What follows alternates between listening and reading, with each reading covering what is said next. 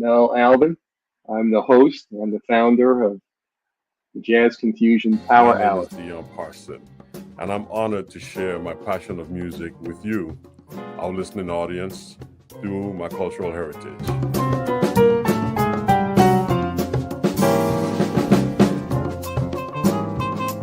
Things can change for you too. If you want to be brand new, that is absolutely possible.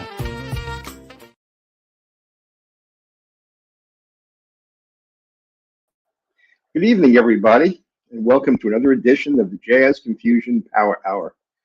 I'm your host, Mel Albin, and I'm glad that all of you are with us again tonight. We have a great guest for you, as we always do. But first, let me tell you a little bit about the station and about the Jazz Confusion Power Hour. I started this show because I really felt there was a need for the public to know the artists of the music they love to listen to all the time and get to know the artists close up and more personal. You know, artists these days very rarely get a chance to speak to the public on a radio station for any length of time. And I found over the years that people love this show. We get between 175 and 250,000 listeners each week.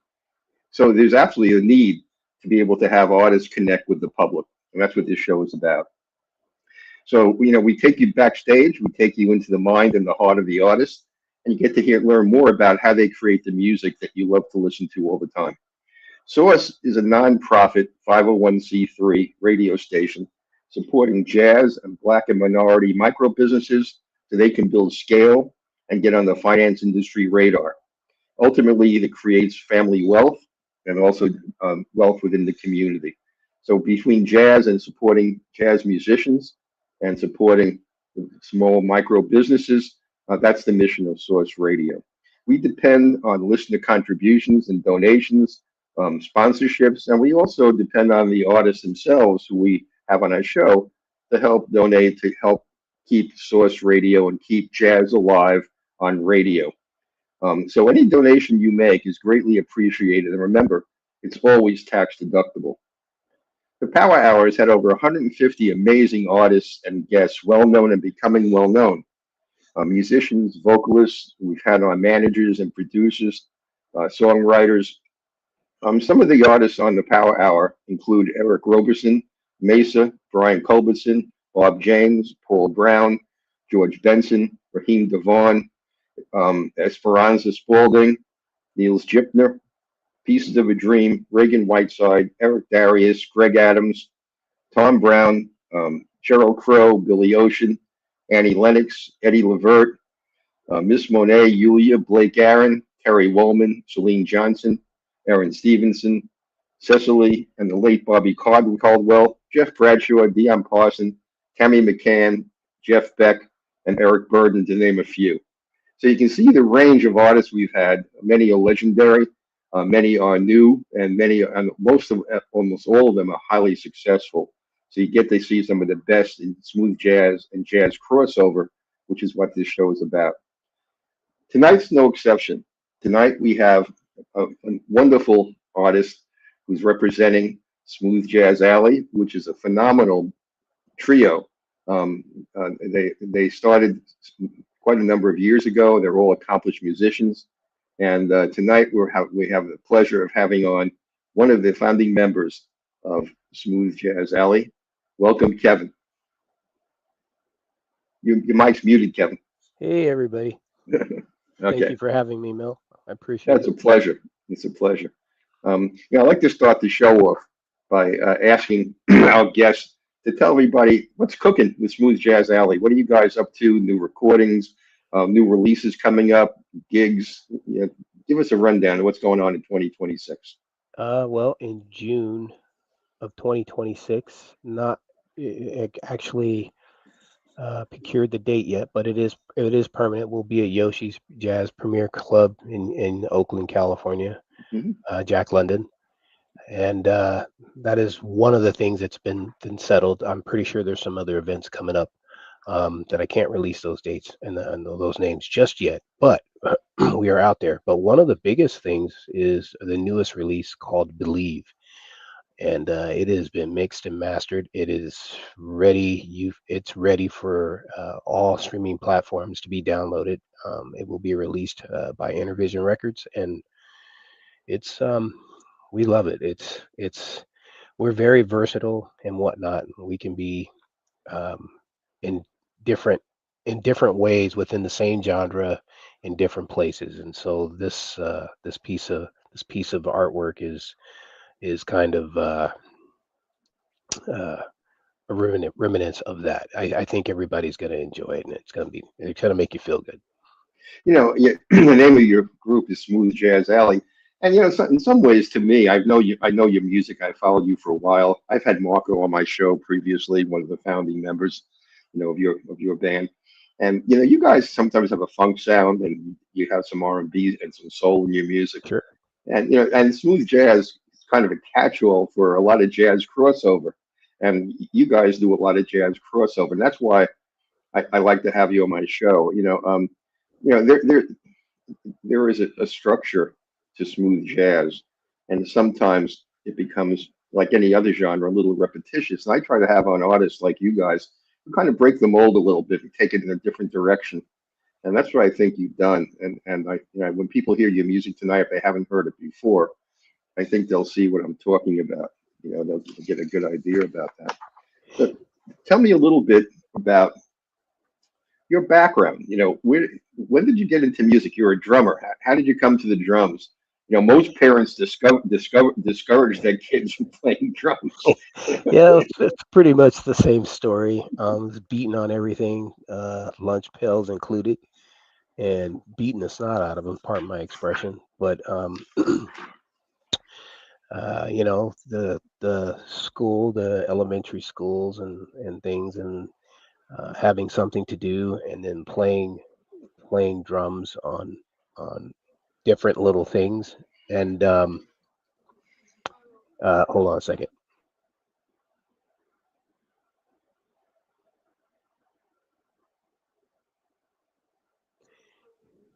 And so, sorry. And so we have, I don't know.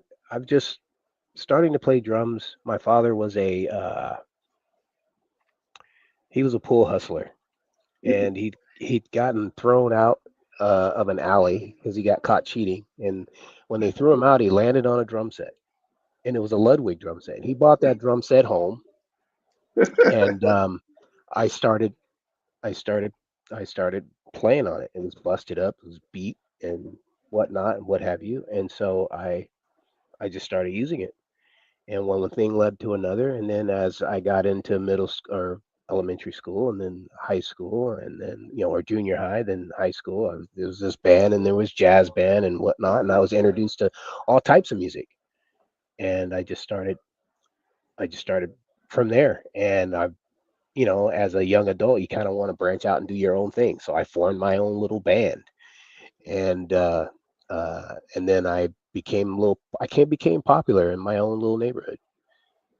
And then I started playing downtown in shopping centers for nothing, just out there playing. What city? I'm sorry. What city were you born and raised in? Monrovia, California, which is 10 miles outside of Pasadena, Rosebud. Okay. And that was the high school I went to, and there was a junior high there and whatnot. But spent most of my young life there.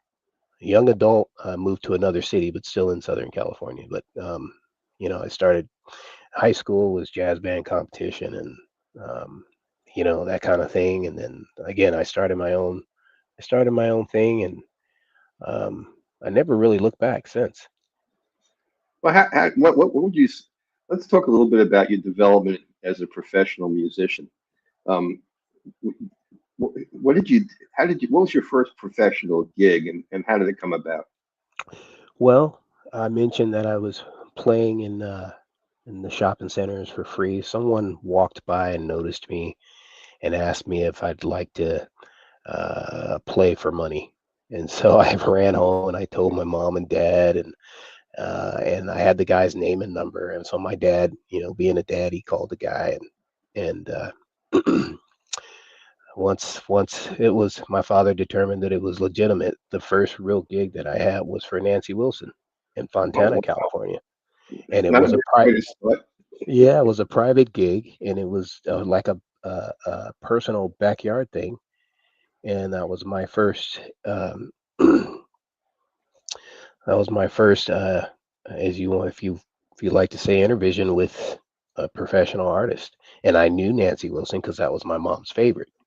It Mhm. just so happens when the guy that approached me in the shopping center playing with my little buddies, I had no idea who he was, what he was going to do, whatnot. I was just excited and brought the contacts home to my parents, and they reached out to this person. Like I said, my dad did, and that's pretty much it. Well, tell me, how did you? Okay, what music genres were you attracted to as a young drummer? It's always been um, Bob James, and it's always been Steve Gadd, and it's always been now I can't even think of the drummer, but the four-play drummer, I can't. It's always been those two. Dave Wacko didn't come along until later for me in my younger adult, but it's always been contemporary jazz, and it was like David Sanborn, Stanley Turntine,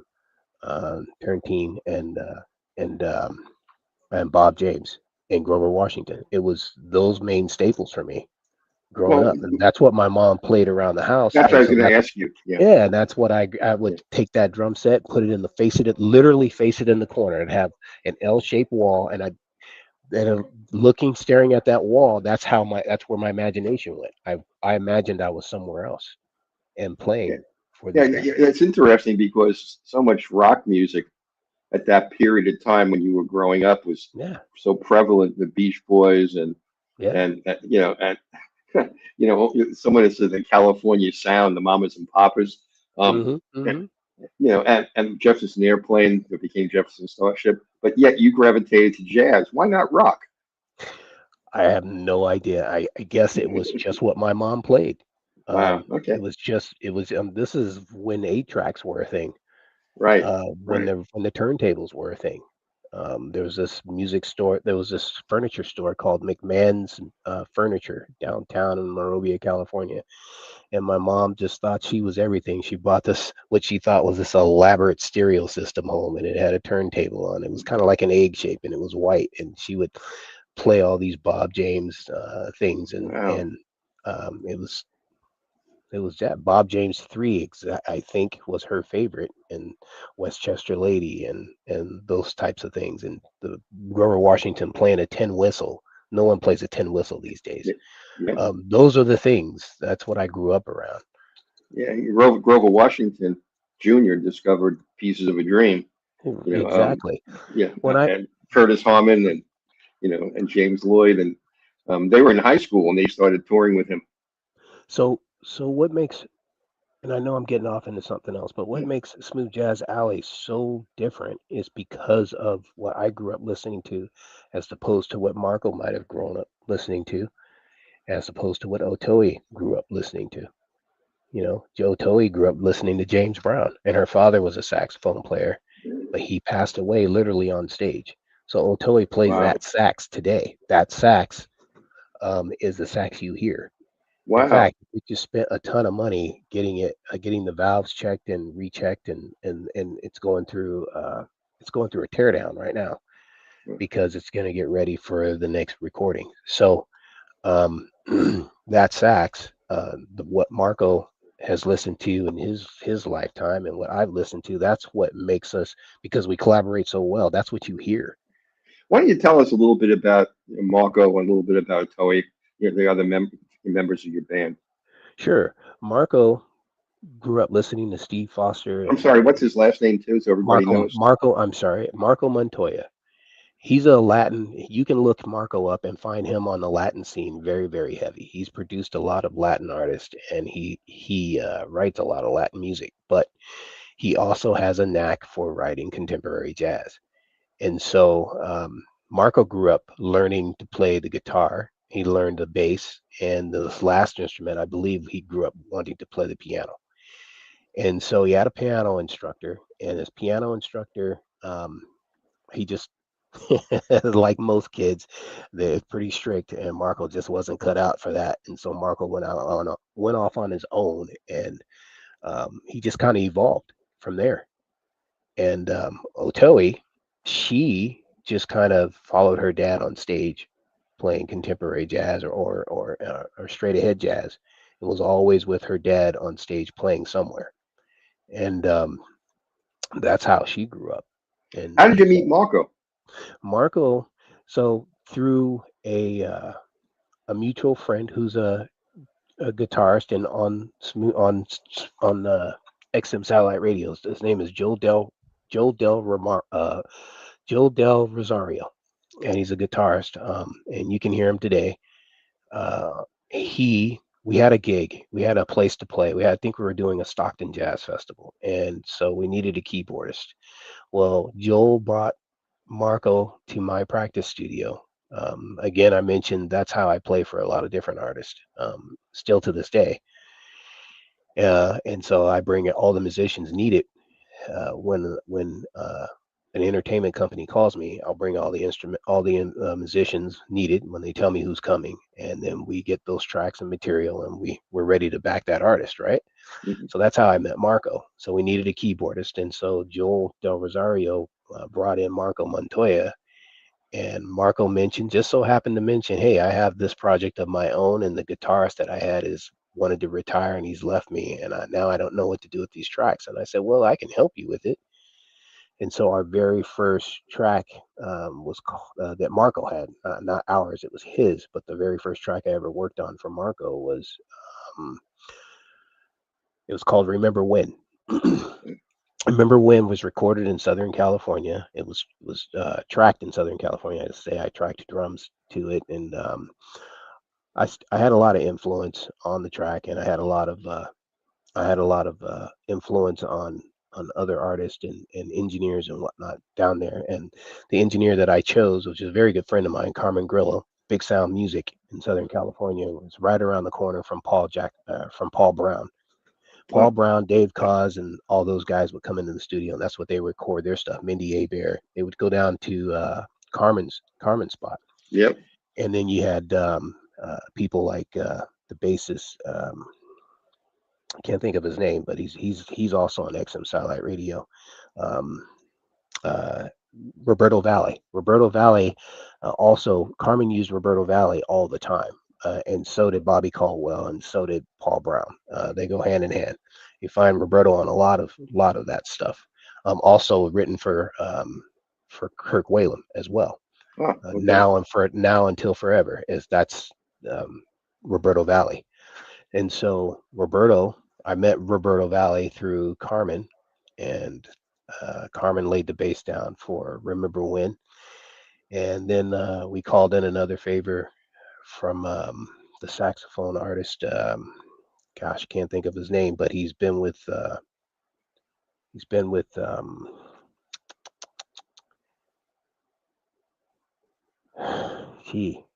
problem. it'll come to me. But we call, and so we put a sax on there, and then that's how that track was born. So we released it. So when did Smooth Jazz Alley take off? Well, it's a funny thing. Marco, being smart enough to realize I had all these contacts and that I had played for everybody, at that point he actually needed me. Like, he really needed me once he figured that out. And then that's how he asked me, hey man, do you want to take on the rest of this and just become Smooth Jazz Alley with me? And I said, sure, why not? So how'd you meet your sax player? How'd you meet her? I've been playing around town as a young adult and ran into Otoe. I had a group myself called Radio Blue, and Otoe would come and watch, and I'd see Otoe playing in some of the same venues that I played in, that I performed in. And I said to myself, man, that's a diamond in the rough. That young lady can play. Her English was broken, and she was quite timid.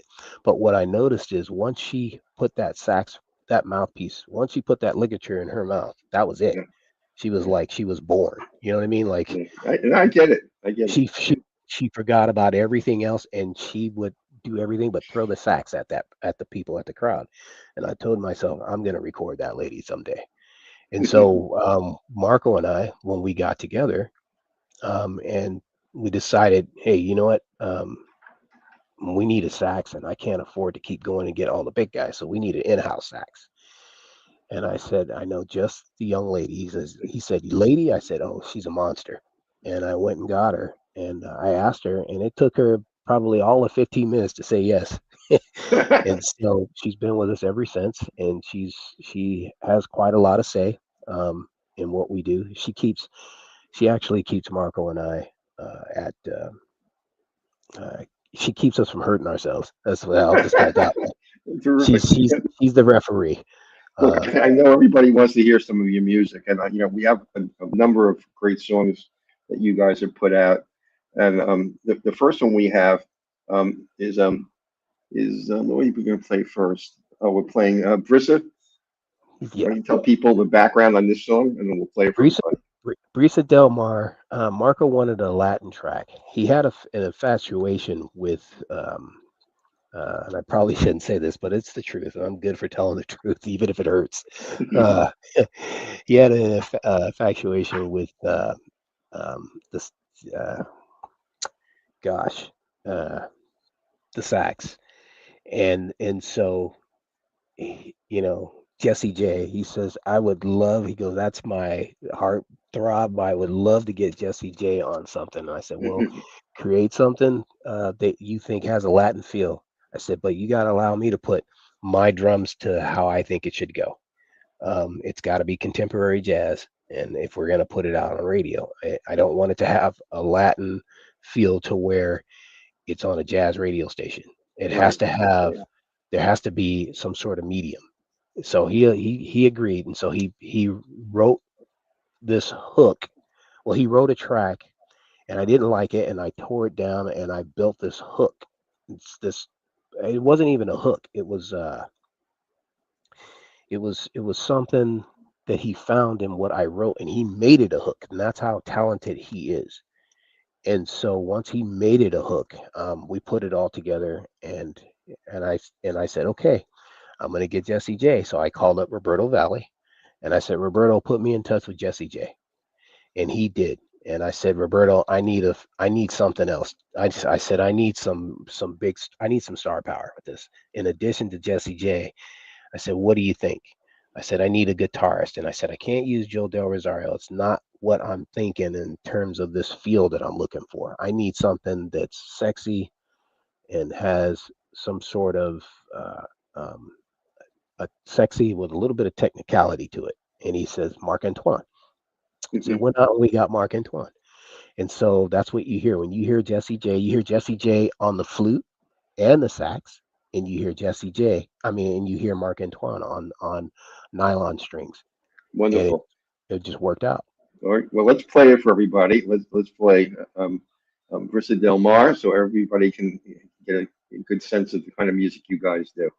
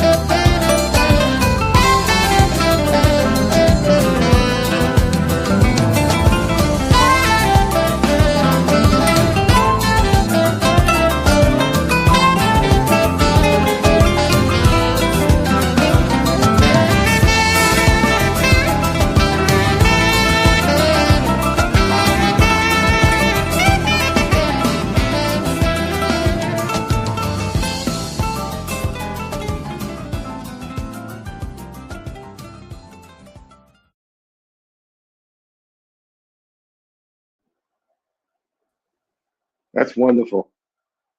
That's really great. We got some fans are already making comments. Here's a comment from Joel Cassidy. Love the way you guys mix jazz with R&B and funk elements. Thanks, Joe. It was a lovely journey. That the percussion that you hear in the background is none other than Carl Peraza from Santana. Now I failed to mention that after Jessy J and Marc Antoine and Roberto Vally on bass. So this track was really star-studded. In fact, you hear uh, you're hearing a short version of that. We had to scale this track back because we had so much fun with it to keep it within radio specs, which right outside of 4 minutes and so many seconds. But this song is actually 5 minutes and so many seconds, and it's a long version. And when I tell the audience that we had a great time performing it, it was off the chain. We were just beside ourselves. And again, we like to think is this is one of the tracks that's kind of star-studded in terms of who's who in music and whatnot. And I just had a blast playing with them. And that's my first time ever joining Carl Peraza. Some of the sound effects that you hear, that's from Carl Peraza's mouth. Like he literally did that with his Wow. mouth Okay. and making all those sounds and whatnot. And I was just, it's just one of those things. You want to be in awe, but you just tell yourself, "Shut up, Kevin, and play your drums and just Yeah. do what you do. Make this thing go." We can sit back in awe when it's all done, but but it was just fun. Here's another comment from Kenny Rogers. Kenny Rogers, but uh, love the fresh take on contemporary jazz fusion. Yeah, yeah. It's me keeping the funk in it. I'll tell you that. I've Yep. got the Yep. bottom in, and it's one of the things that I love. One of the things that I like about Marco that I enjoy and not I enjoy and love is he lets me edit his piano, and I let him edit my drums, and that's That's because we great. trust each other. You know what I mean? We really Yeah. trust each other. We refer to Otoe Mori as Sissy, our sister, and so Sissy lets us edit her sax, and she rolls her eyes and this, that, and the other. And I don't want to play that note, but then when we get her to play the note and we engineer it, then she's like, "Oh, I see." Well, the fun of it is we get to edit each other's music or each other's artistry, and we trust each other with that, and That's so we great. make it come together. That's great. Let me ask you another type of question. This is really for young aspiring jazz musicians out there. Is there Oh, I think I might have to lost you. here? Uh, you're freezing just a little.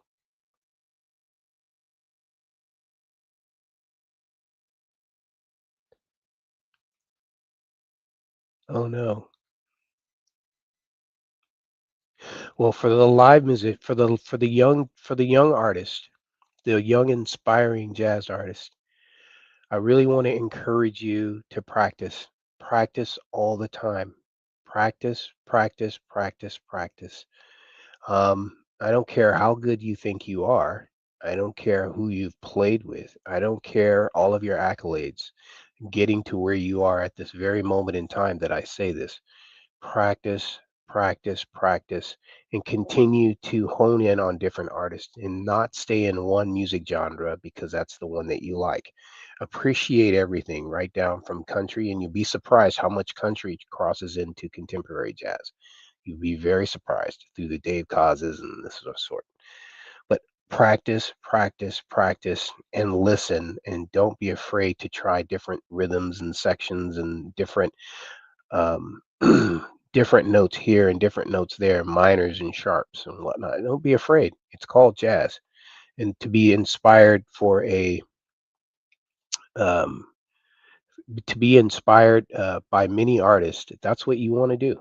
You want to be inspired, and that inspired will create that creativity. And so you want all of these different types of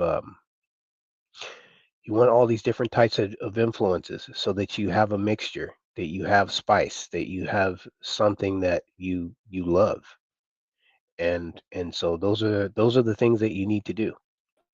And so Do um you hear me now? Am I back? yeah, I hear you, but I just kept talking. Yes, you're back. I got you. So you were mentioning something about inspiration for a young artist. Is that correct?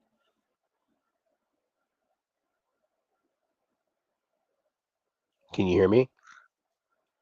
Yeah, do you hear me now? Am I Yeah, I back on? got you. Yeah, I got you. Yes. So you were mentioning young artist. You're starting to freeze up again.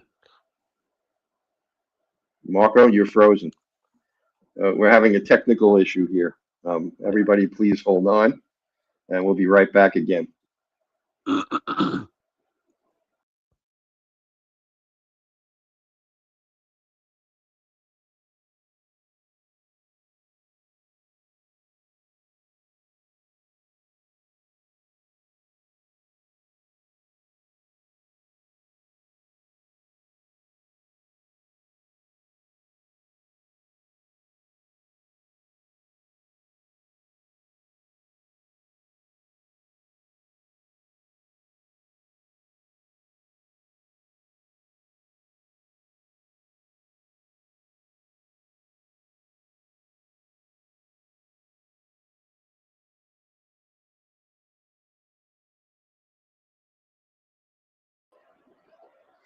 All right, do you hear me now?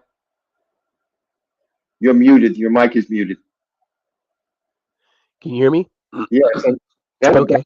Okay. Okay. Well, I apologize. We had a technical issue. It, It these happens. when you have So live.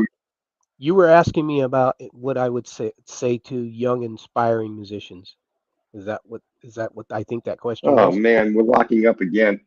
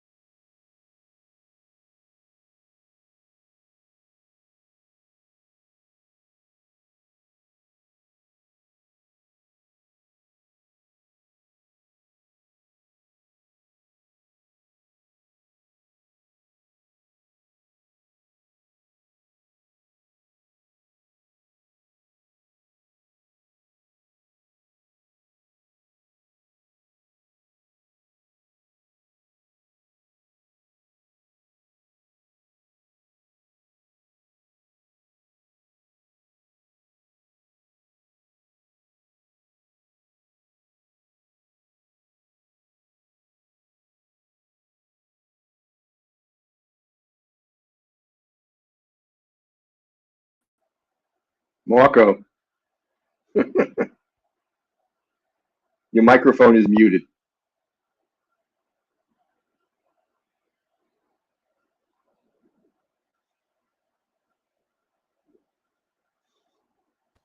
There we go.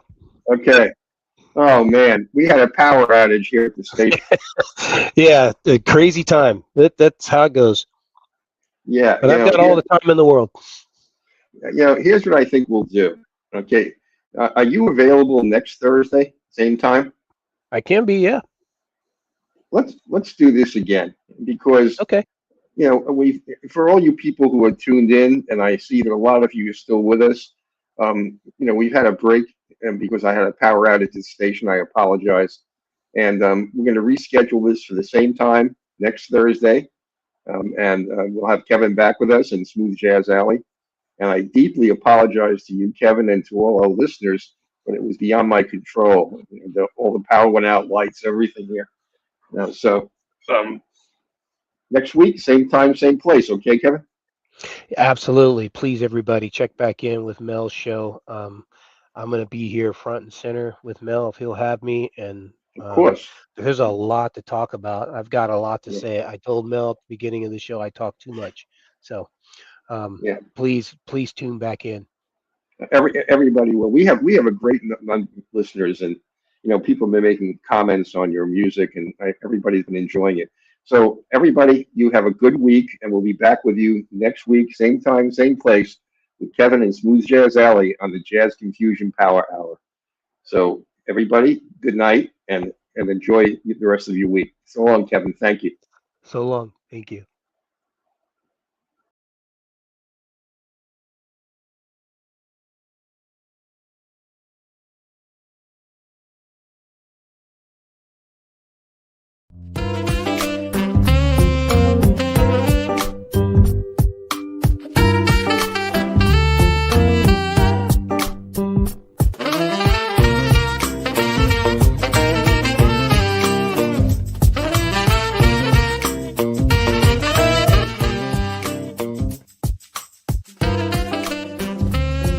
I'm Mel Albin. I'm the host. I'm the founder of the Jazz Confusion Power My name Hour. is Dion Parson, and I'm honored to share my passion of music with you, our listening audience, through my cultural heritage.